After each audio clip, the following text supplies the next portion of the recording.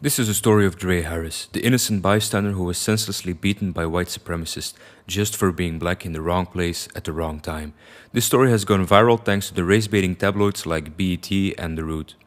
His GoFundMe eloquently details how he was only in the area for a few minutes, minding his own business, and just literally standing up for what he believes in, and was already being beaten, abused, and maced. Apparently, what he believes in is intimidation and assault, but more on that later. Of course, this needless suffering is already being rewarded with over $105,000. After all, stitches and band-aids do cost a lot of money, and thank God this man survived this case of modern-day lynching and lives to tell the world how unprovoked attacks by racists still happen every single day. But is his story really that simple? Was he just beaten for the color of his skin? Well, no, of course not. Like most things regarding the cringe fest that was Charlottesville, this too was taken out of context and inflated to further the idea that one side was peacefully protesting for love and harmony, and the other side senseless neo-Nazi genocidal mass murderers. The first few signs of media lies are pretty obvious. First, we have everyone stating there was no police presence to be seen, even though in the pictures used you can actually see the police standing in the middle of the fight, even though we can all agree that they were useless in protecting either side. But secondly, he claims there were people shouting "Die, nigger," which can't actually be heard at all, as you will see for yourself in the following video.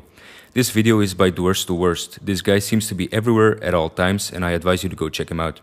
Now, this is a couple of minutes before the attack. We have a bunch of right-wing protesters seemingly walking towards the protest, or perhaps leaving the area, and a group of innocent bystanders innocently standing by with, well, bats, of course. I'm gonna speed this up so you don't miss anything, but we can get to the part that matters. Just notice how calmly these counter-protesters, armed, screaming, and already throwing objects and insults, are just standing up for what they believe in.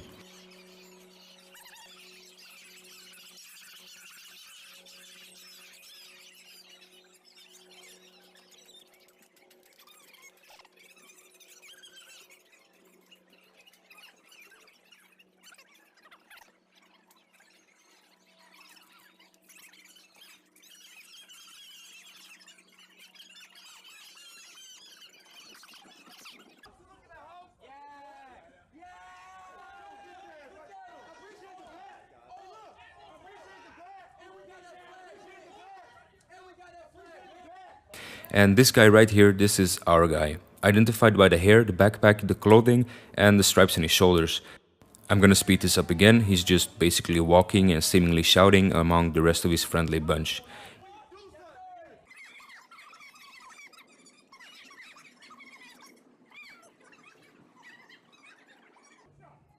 Here it appears he moves to the right in front and is going to join with the part of the group that is actively instigating a fight with swinging bats.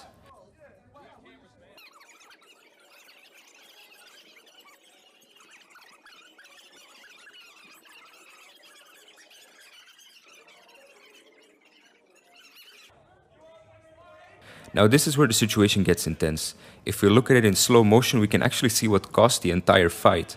One of the innocent bystanders gets up close to the right-wingers and swings his bat. In return, a right-winger pepper sprays him. So this is what actually sets off the big fight. Note that this only happened after the right-wingers had been taunted, insulted, attacked and harassed for at least 5 full minutes in this video alone. And who knows how long before this video started. Here you can see our guy on the ground, although it's not clear how he fell.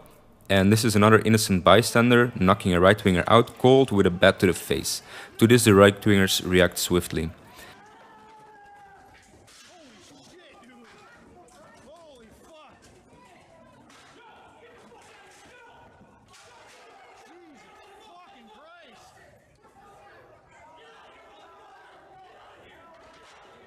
After seeing all of this, it's pretty clear that the media lies work again in favor of the violent leftists, and that even when the right-wingers simply defend themselves after being harassed and assaulted for a long time, they are profiled as the instigators and as violent thugs randomly attacking innocent people on the base of their skin color.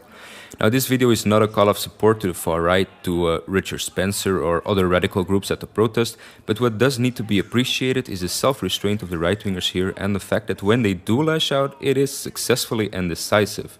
And what needs to be highlighted again is that mainstream media eagerly hides left-wing violence, race baiting can make you rich, and right-wingers will be demonized no matter what they do, because fuck yeah, America.